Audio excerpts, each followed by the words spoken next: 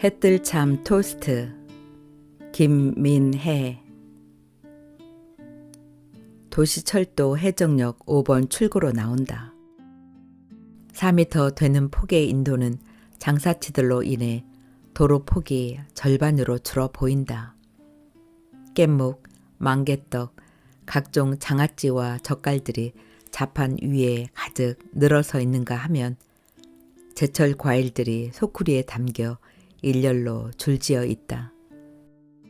새나라가 다가온다는 내용의 전단지가 꽂혀 있는 광고판 앞에는 특정 종교 신도의 두 여자가 제복을 입은 채 서 있고 바닥에 혁대들을 가득 늘어놓고 앉아있는 상인도 보인다. 나는 좌판이 도열한 인도를 요요히 통과하여 해뜰참 토스트로 들어간다. 미단이를 찾아다닌 지 1시간째다. 집 주변 상가와 근처 쌈지 공원을 한 바퀴 돌았지만 미단이처럼 보이는 여자는 없다. 아침 출근길에 미단이가 해뜰참에서 간단히 요기를 한다는 말을 들은 적이 있다. 미단이는 내가 예전에 하던 분식집 이름이 해뜰참 분식이었다고 하는데 나는 왜 그런지 기억에 없다. 안으로 들어가 찾아보아도 미단이는 보이지 않는다. 밖에서는 오뎅, 김밥, 떡볶이, 토스트를 서서 먹는 사람들이 보이지만 안으로 들어서면 더 넓은 공간에 편하게 앉아서 먹을 수 있는 테이블이 몇 개 놓여 있다. 한쪽 구석에는 커피 자판기가 보인다. 바쁜 직장인들이나 학생들이 오가면서 한 끼 해결하기에 안성맞춤이다. 핫바와 치킨 강정도 한 코너를 차지하고 있다. 팬 위에 계란틀 안에 야채를 넣어 버무린 계란이 들어가고 한쪽에는 슬라이스 햄이 구워진다. 적당히 익은 계란과 햄을 식빵 위에 올리고 치즈도 하나 올린 다음 키위 소스를 뿌린다. 주인 여자는 식빵 하나를 그 위에 덮어 종이로 싼 다음 앞에 있는 손님에게 건넨다. 미단이는 대체 어디로 간 걸까? 보름 전이었다. 아침에 미단이가 황급히 나를 깨웠다. 무거운 눈꺼풀을 간신히 밀어 올려 눈을 뜨고는 몇 시인데 나를 깨우느냐고 물었다. 출근 준비를 하는데 왜 아침이 준비되지 않았냐고 딸애는 인상을 쓰고 나를 타박했다. 나는 놀라서 벌떡 일어나 앉았다. 어제 드라마를 보다 늦게 잠들었더니 세상 모르게 잤네.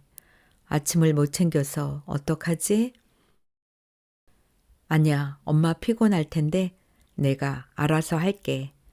미단의 말에 나는 고개를 끄덕이고 다시 자리에 누웠다.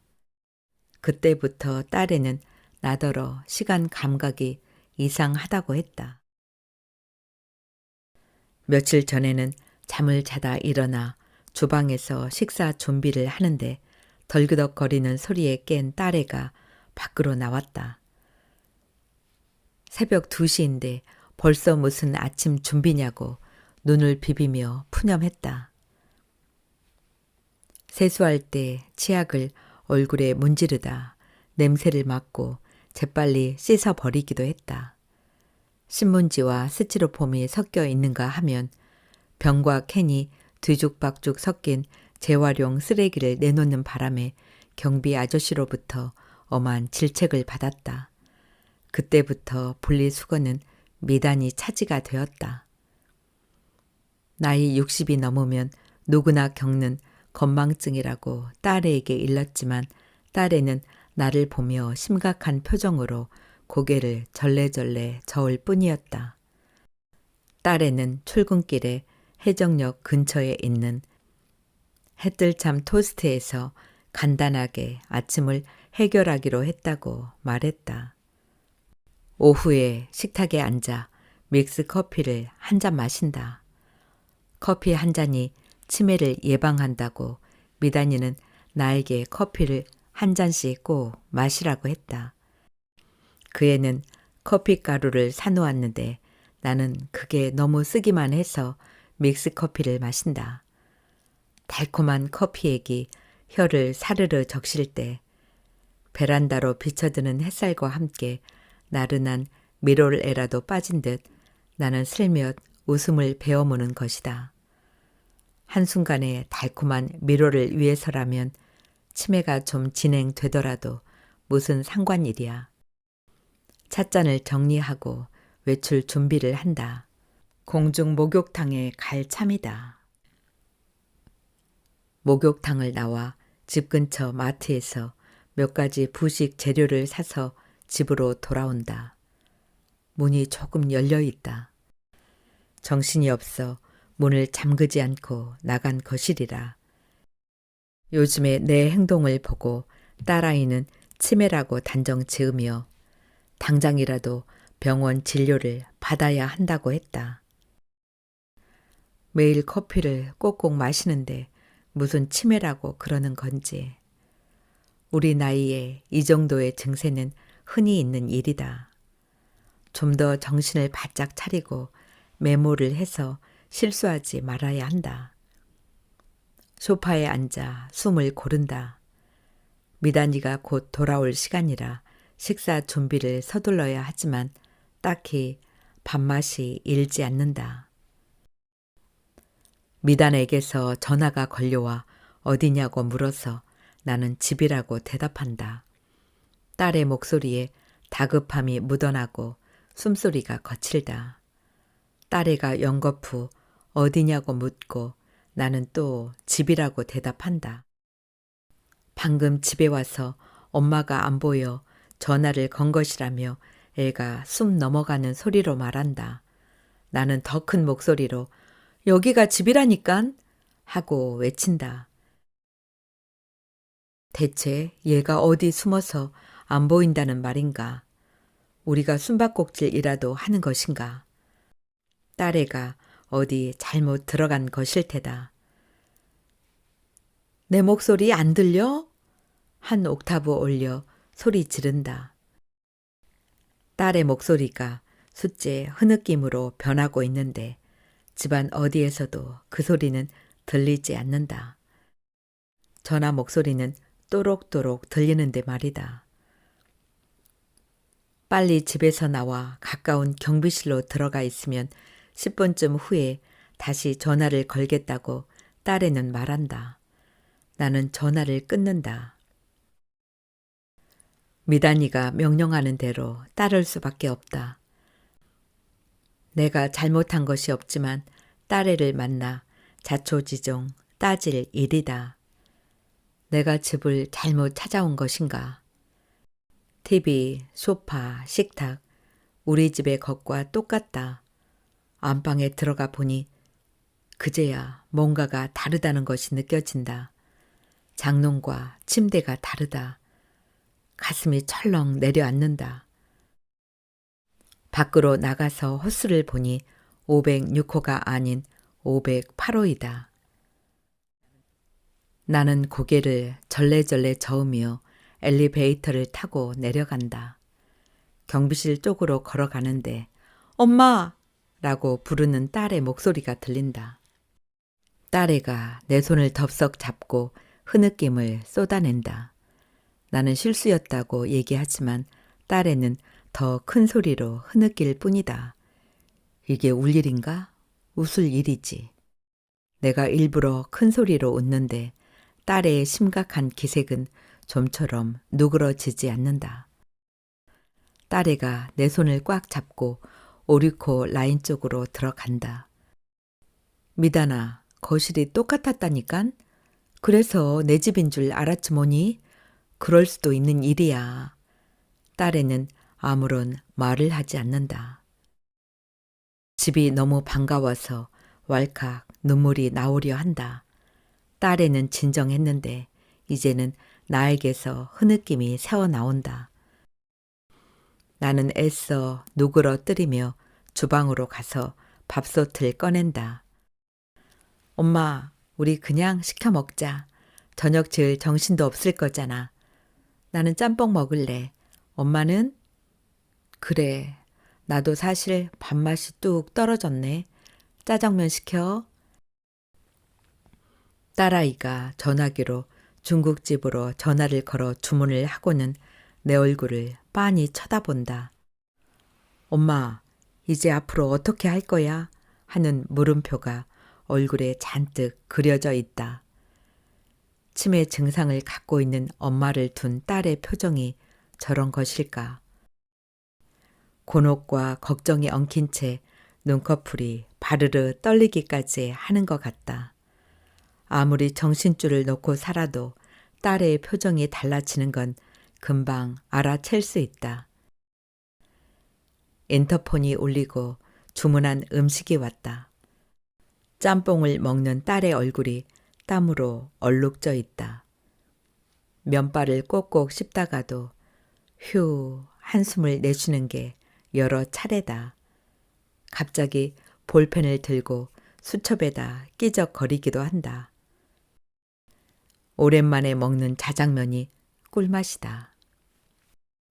장바구니와 목욕 소쿠리가 생각난 것은 미단이 중국집 그릇을 밖에 내어 놓을 때다. 아, 미단아, 내 장바구니를 그 집에 두고 왔는데 어떡하지? 지금 가지러 가면 되겠지?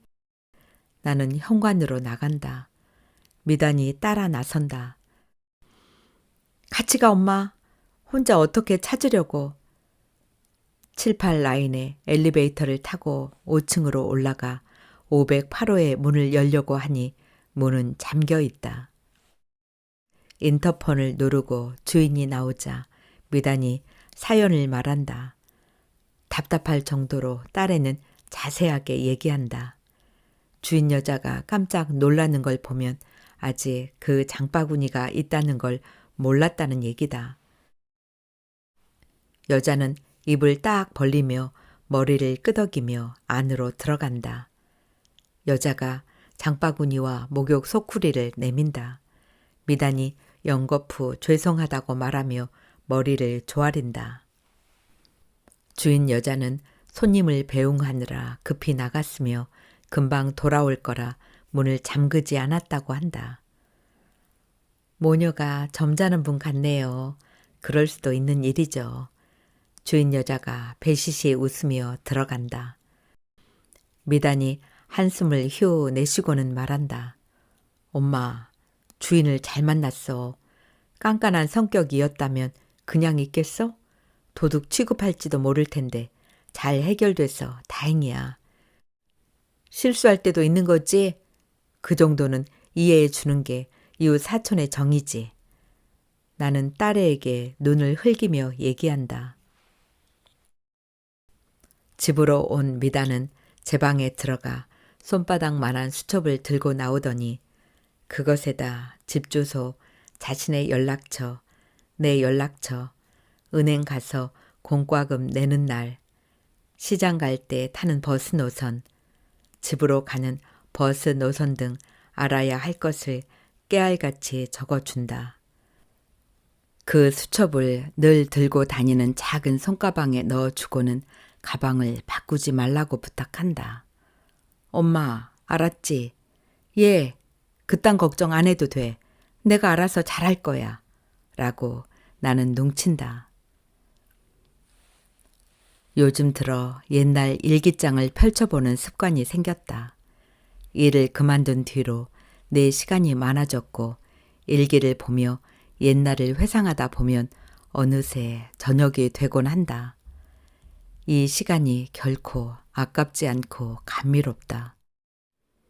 마치 그 시절이 가까이 있기라도 하듯 흠뻑 빠져들고 그때의 행복감에 젖어들 수도 있는 것이다.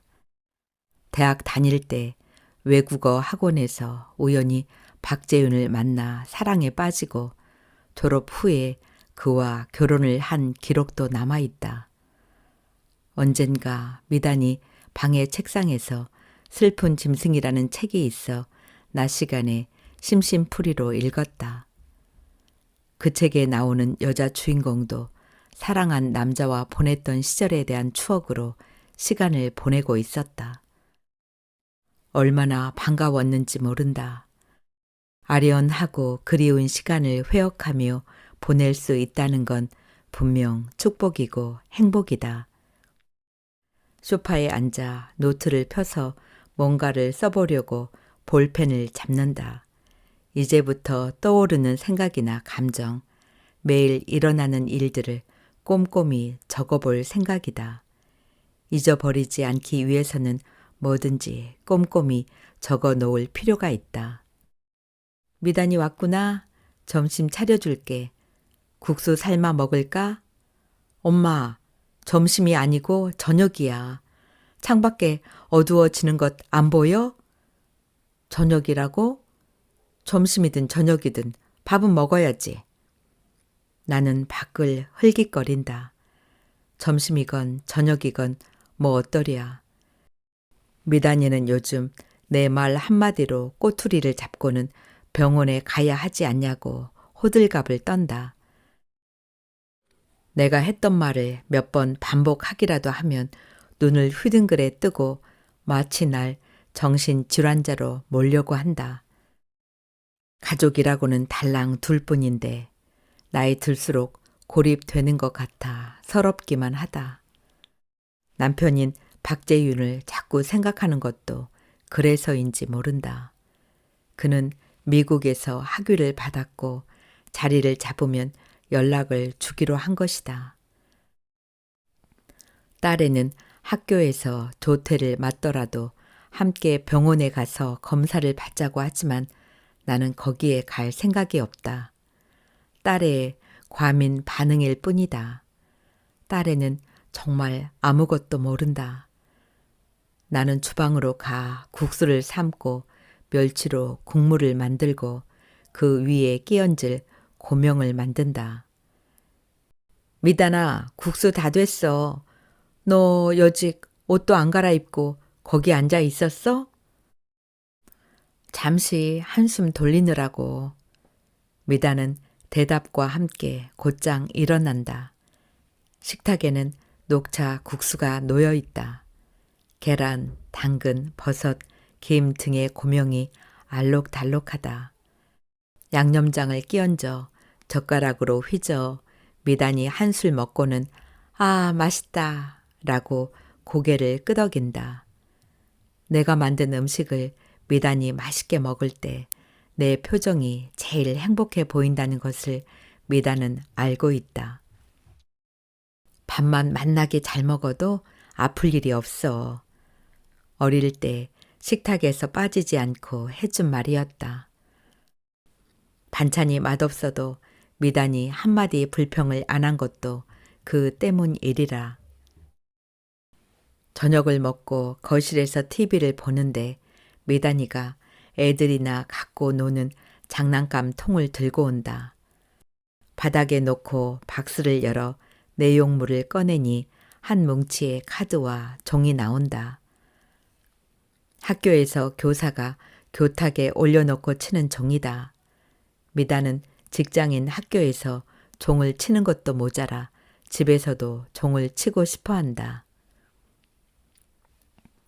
이거 어디서 가져왔냐고 물으니 어릴 때 갖고 놀던 할리갈리 게임이라고 한다.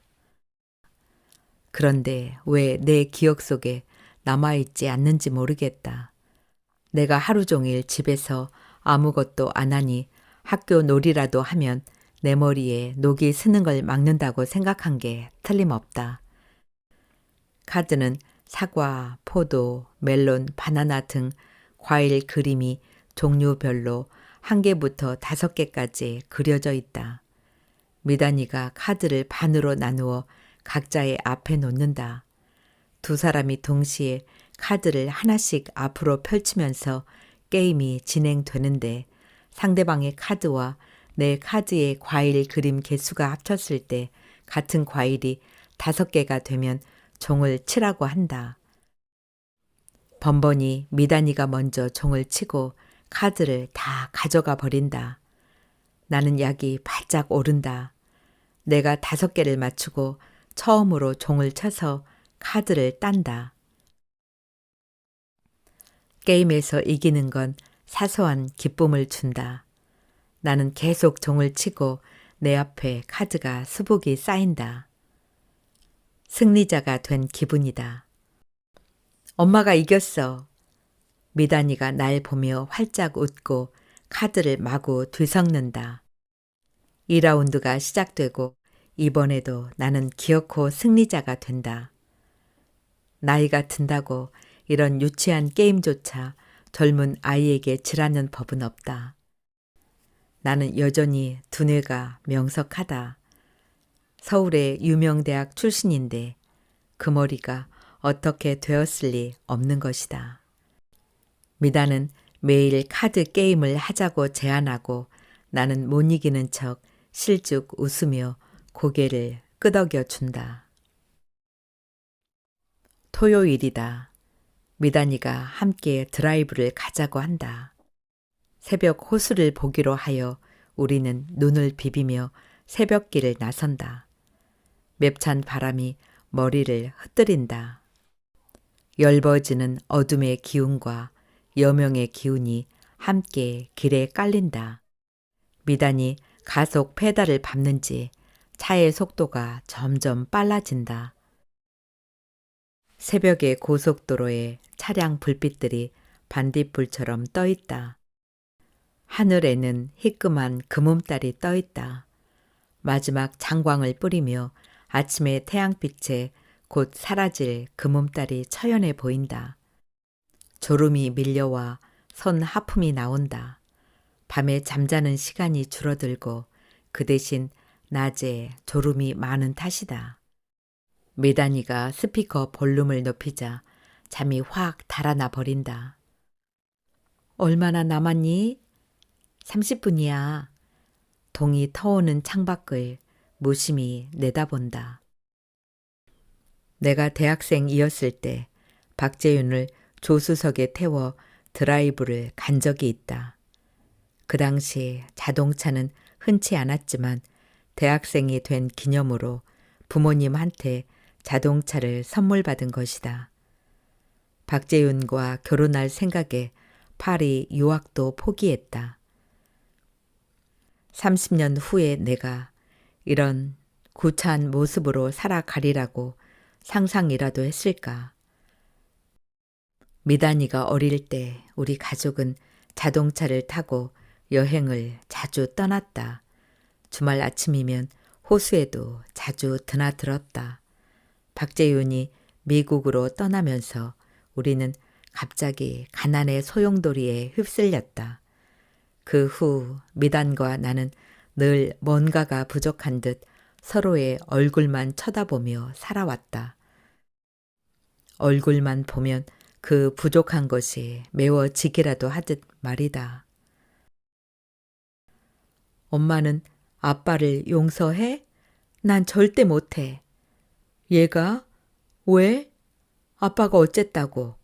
한번 아빠는 영원한 아빠인 거야. 호수가 다가오니 박재윤이 생각난 걸까. 미단이 불쑥 박재윤에 대한 기억을 상기시킨다. 딸의 말이 내 속에 내밀한 통각을 건드린다.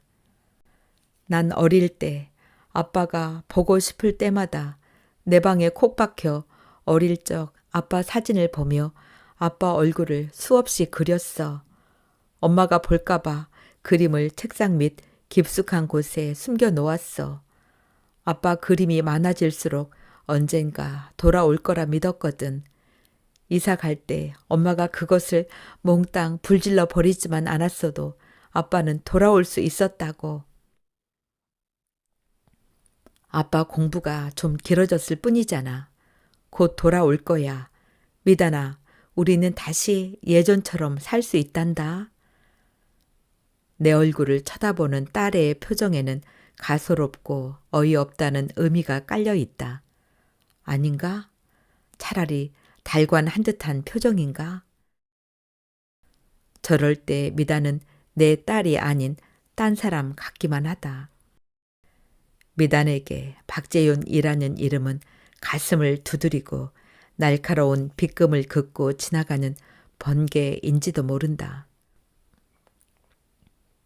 바깥은 빗살이 터져 여명이 환하게 비치고 있는데 내 시야는 잠시 촉촉하게 흐려진다. 나는 마음을 다잡는다. 미단의 아빠 박재윤은 곧 돌아올 것이고 우리는 다시 옛날 가족처럼 살아갈 것이니깐. 미단은 호수 앞에 차를 세운다. 호수에서 물안개가 희부옇게 피어오르고 있다. 미단과 나는 호숫가를 천천히 걷는다. 호수는 은빛 몰비늘로 반짝거리고 그 위로 우윳빛 물안개가 자욱하다. 지나온 일들이 희뿌연 입자가 되어 물안개 속에 산산이 흩어지는 것 같다. 미단아, 호수가 오랜만이지? 내 마음이 맑아지네. 우리는 더 이상 걱정 안 하고 살 수 있단다. 정말 기쁘지? 딸애는 생각에 잠긴 듯 말이 없다. 손을 잡고 호숫가를 한 바퀴 돌고 우리는 집으로 돌아온다. 슈퍼에 가서 김밥 재료와 떡볶이 재료를 사들고 온다.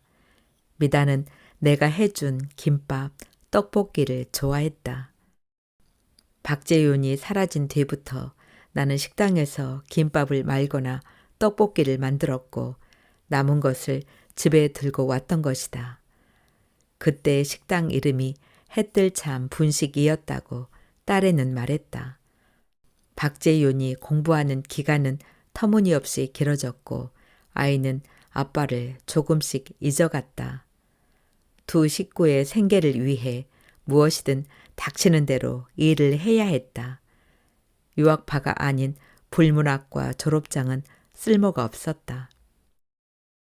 분식집에서 일하고 학습지 교사와 마트 계산원을 전전했다. 어묵을 길게 썰어서 볶고 오이, 당근을 김밥 길이로 자르고 맛살을 찢어 놓는다. 계란을 풀어 두껍게 구워 길게 자른다. 냉동실에 있는 김을 꺼내 불에 살짝 구워 도마에 펼친다. 참기름과 소금으로 간을 한 고들고들한 밥을 김 위에 펴바르고 다른 재료를 차례로 올린 다음 마지막으로 모짜렐라 치즈를 뿌린다. 미다는 어릴 때부터 치즈 김밥을 좋아했다. 팬에 물을 붓고 고추장, 양념장을 섞는다. 물이 끓고 떡볶이 떡과 파, 삶은 계란을 넣어 버무린다.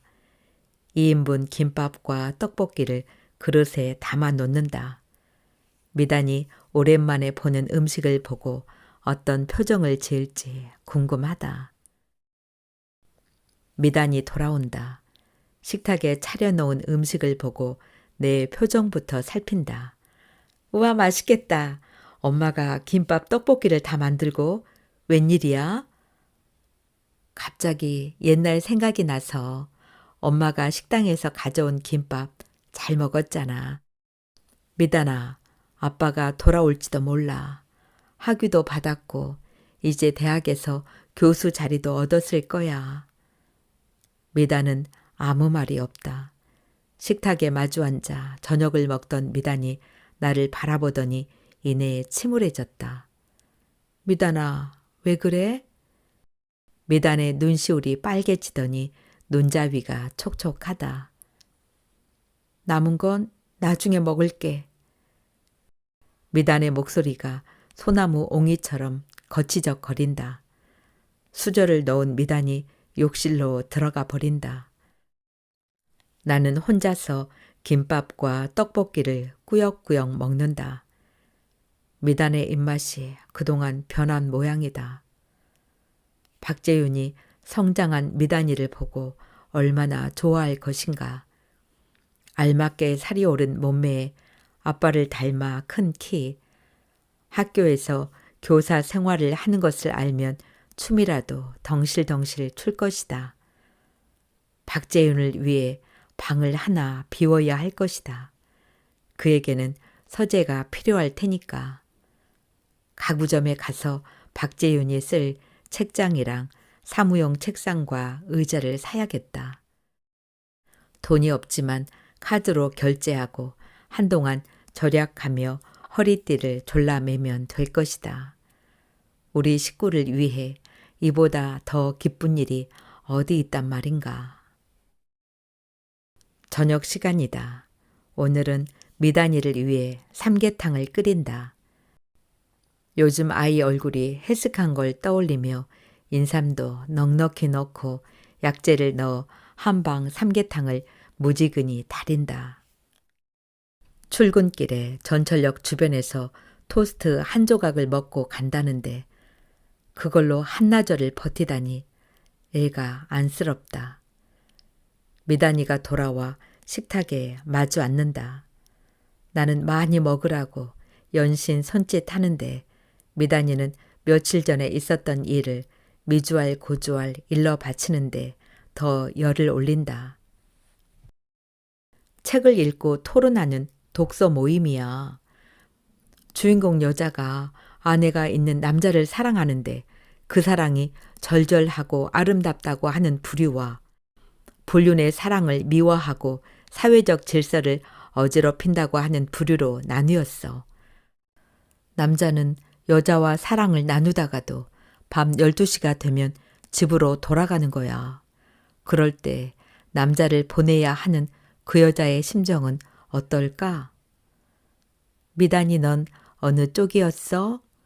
나는 내가 궁금한 것을 되묻는다. 남자는 그 여자를 사랑하면서도 의무감으로 집으로 가잖아. 그게 더 잘못된 거야.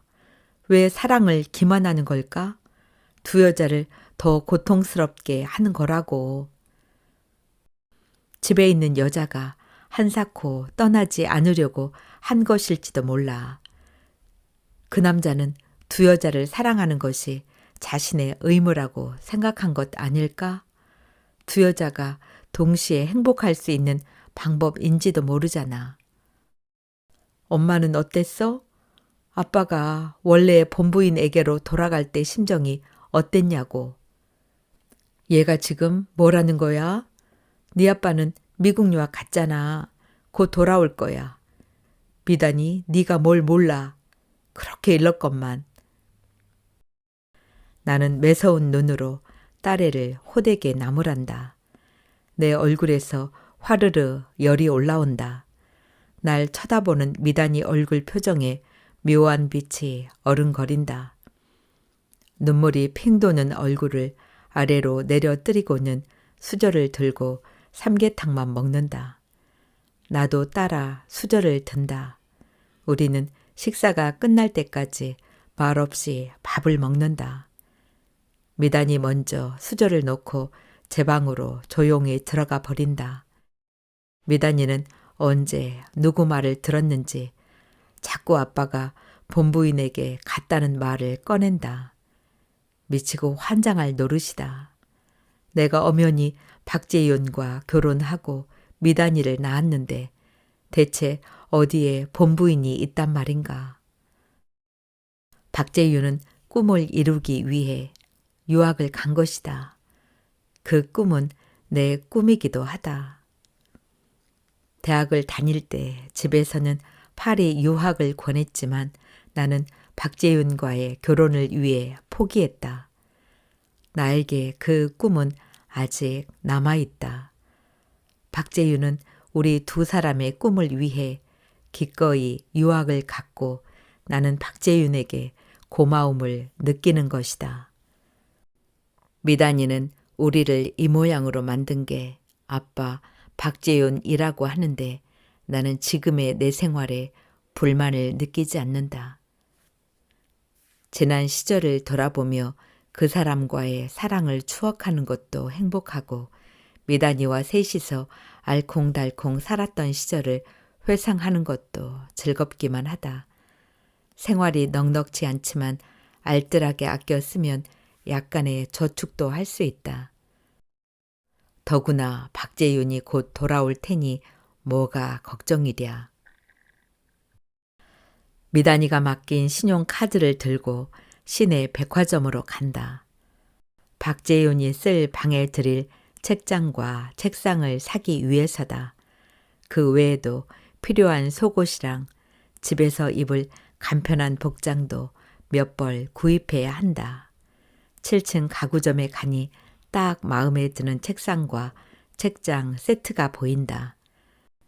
참나무 재질에다 아래 칸에 여닫이 문이 있는 수납함도 붙어 있어 실용적으로 보인다. 나는 서슴없이 카드를 내밀고 계약을 한다. 배송은 일주일 걸린다고 여직원이 웃으면서 얘기한다. 나는 만족한 표정을 지으며 계약서를 가방에 넣고 가구점을 나선다.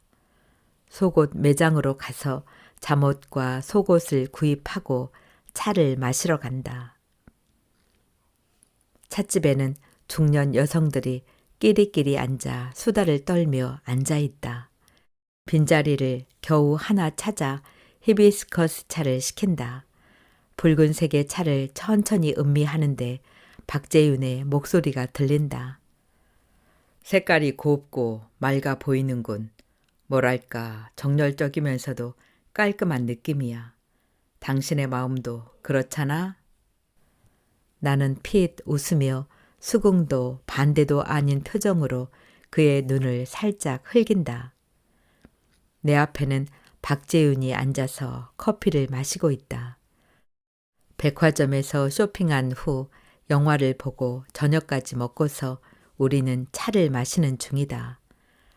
늘 세련된 내 모습을 칭찬하고 행복해 하던 박재윤의 얼굴에 언젠가부터 초조한 기색이 나타나기 시작했다. 시계를 보던 박재윤이 갑자기 잠시만 하고 나갔다. 그는 30분이 지나도록 돌아오지 않았다. 돌아온 그는 급히 전화할 때가 있어 공중전화 부스에 다녀왔다고 한다. 이제 일어날까? 그의 말에 우리는 차를 타고 집으로 갔다. 그 후에도 박재윤은 갑자기 집으로 돌아오지 않는 날들이 많았다. 집에 있다가도 불쑥 나가서 한두 시간 있다가 돌아오기도 했다. 가끔씩 그의 얼굴에는 불안하고 초조한 기색이 떠오르기도 했다. 20년 만에 그가 집으로 돌아오면 그가 좋아하는 음식을 준비하고 둘이서 블루스를 출 것이다. 그때와 달라진 건 없다. 우리는 다시 새로운 출발을 할 것이다. 다만 성인이 된 딸애가 옆에 있다는 것. 달라진 건 그것뿐이다. 미장원에 가서 머리에 매직 스트레이트 파마를 하고 온다. 박재윤이 금방 날 알아보게 하기 위해 필요한 일이다.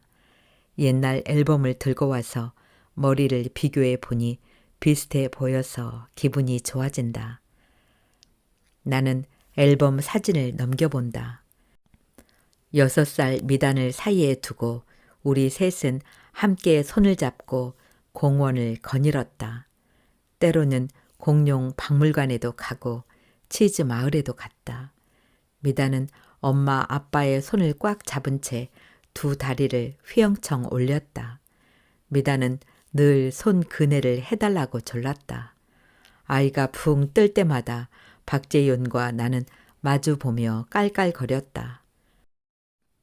또 다른 사진은 미단이 유치원 학예회에 찍은 거였다. 아이는 검은색 옷에 황금색의 레이스를 잔뜩 붙이고 춤을 추었다. 박재윤은 꽃다발을 들고 학예회가 끝날 무렵에 왔고 미단이 순서를 놓친 것에 대해 아쉬워했다. 학예회가 끝나고 우리는 바닷가 2층 횟집에서 밥을 먹었다. 그때의 철부지 미단이를 내가 얼마나 훌륭하게 키웠는지 박재윤에게 똑똑히 보여줄 것이다. 박재윤이 아이를 몰라볼 게 빤한데 나까지 몰라본다면 그런 낭패가 없다. 미단이 집으로 온다. 딸애는 내 머리를 보더니 젊어 보이지만 뭔가 어색하다고 한다. 미단아, 네 아빠가 미국에서 오는데 이 정도의 노력은 보여야지, 안 그래? 미다는 입을 비죽거리며 고개를 가로로 젓고 표정까지 비틀어 보인다. 미다는 매사 걱정이 많고 부정적인 경향이 있다. 지금도 기간제 교사에 재계약이 안 될까봐 불안해하고 초조해하는 것이다. 나는 미단의 반응에 아랑곳 없이 내 계획을 얘기한다. 박재윤이 귀국하는 날에 우리가 준비할 이벤트와 그날의 음식, 옷차림에 대해서. 미단은 시큰둥한 표정으로 날 잠시 바라보기만 한다. 미단에게 앨범에 있는 가족 사진과 박재윤의 사진을 보여준다. 아이 마음을 돌려보기 위해서다. 앨범을 차례로 넘기고 내가 탄성을 지르는 걸 보고도 미단의 표정은 굳어 있기만 하다. 오히려 더 따가운 눈길로 나를 노려본다. 딸애가 앨범을 빼앗아 책장 안에 아무렇게나 꽂아버린다. 내가 다시 잘 꽂아두라고 일러도 말을 듣지 않는다. 미단의 얼굴이 붉은 열기로 가득하다. 정색을 하고 내 어깨를 꽉 누르며 자신의 맞은편에 앉힌다. 엄마, 똑똑히 들어. 박재윤이 유학 갔다는 말 거짓말이야. 내가 9살 때 그 사람 떠났는데 아직 공부하고 있다는 게 말이 돼? 20년이 넘게 유학하고 있다는 말을 누가 믿냐고. 사실은 우리를 버리고 본처에게로 갔단 말이야. 어렸을 때 명절에 친척들이 하는 얘기 다 들었어. 엄마가 유부남과 산다는 얘기였어. 난 그때 무슨 얘기인지 몰랐지만 아빠가 떠나고 나서 다 이해가 됐다고. 그 사람 떠나고 우리가 얼마나 가난에 허덕이고 고생했는지 몰라? 우리를 이 모양으로 만든 장본인이 박재윤인데 안갚음해도 시원찮을 판에 우리에게 돌아오길 기다려? 미쳤어 정말? 아직 엄마는 꿈속을 헤매고 있는 거라고. 제발 정신 좀 차려. 미다는 아빠라 부르지 않고 박재윤 그 사람이라 지칭하는데 기함을 할 판이다.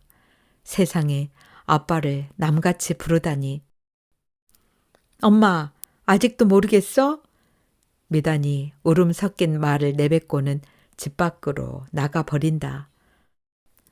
화가 난 나는 안방으로 들어온다. 화장대에 비친 내 얼굴과 머리를 뚫어져라 쳐다본다. 눈가 주름살이 자글거리고 기미가 거뭇하지만 곱게 화장을 하면 사진의 얼굴과 비슷해질 것이다. 그래도 나이 들어 보이면 성형외과를 찾아서라도 기어코 예전 모습으로 만들고야 말 것이다. 박재윤이 좋아했던 그 얼굴로.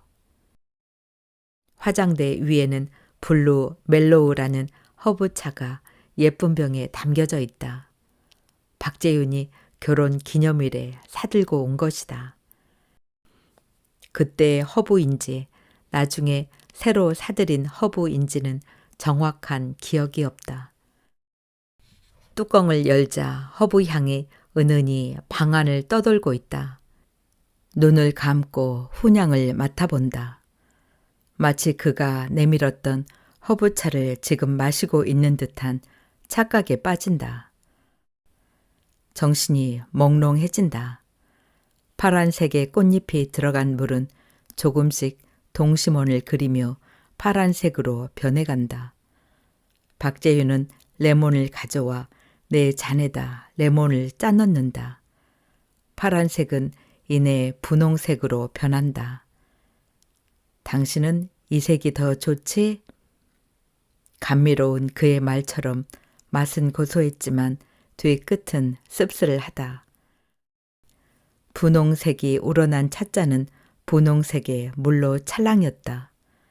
나는 곧 연거푸 재채기를 하여 몸속 향기를 내뱉는다. 미단이 늦는다. 전화를 받지도 않고 메시지를 보내도 답장이 없다. 하는 수 없이 카디건을 걸치고 집 밖으로 나간다. 딸애란 시집 갈 때까지는 안심을 할 수가 없는 법이다. 밤늦은 시각에 귀가하지 않으면 걱정은 더 커진다. 밤 바람이 싸늘한 게 밤 외출이 오랜만이다.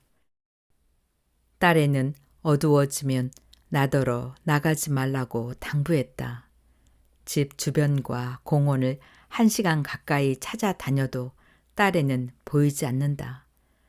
나는 아침에 딸애가 요기하려고 들른다는 해뜰참 토스트로 들어간다. 입간판에 토스트, 떡볶이, 김밥, 오뎅이라고 적혀 있다. 학생과 직장인으로 보이는 손님들 4~5명이 그 앞에 모여 서 있다. 미단이는 보이지 않는다. 나는 빈자리로 성큼 들어간다. 70대로 보이는 노파가 김밥을 말고 있다. 나를 흘끗 쳐다본다. 어서 와요. 여기 처음이죠? 오뎅이 맛있겠네. 그럼 어서 먹어봐요. 저 안에 자리가 있으니 앉아서 드세요. 오뎅을 먹고 국물까지 남김없이 다 마셨는데 미단이는 연락이 없다. 이윽고 손님들이 하나둘 떠나고 아무도 없다. 주인 여자와 나 둘뿐이다.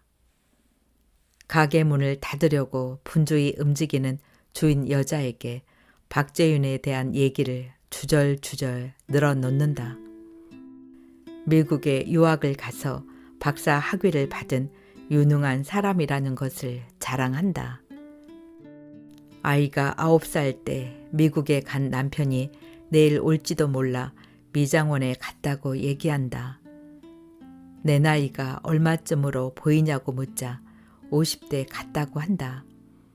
어쩜 저렇게 나이를 가늠할 줄 모를까. 이 머리는 30대에 어울리는 머리다. 박재윤이 날 몰라볼지도 모르니까 이 머리 모양으로 바꾼 것이라고 말해준다. 주인 여자가 눈을 흡뜨고 웃는다. 내 머리 모양이 어떠냐고 물어보니 엄지척을 하며 고개를 끄덕인다. 역시 공들인 보람이 있다. 남편은 개선 장군처럼 금이 환영하고 우리는 나란히 서서 사진도 찍을 것이다. 미단이가 귀국 환영 파티를 잘 열어줄 것이다. 멋지고 세련되게. 밤은 점점 깊어가는데 미단이는 대체 어디로 간 것일까?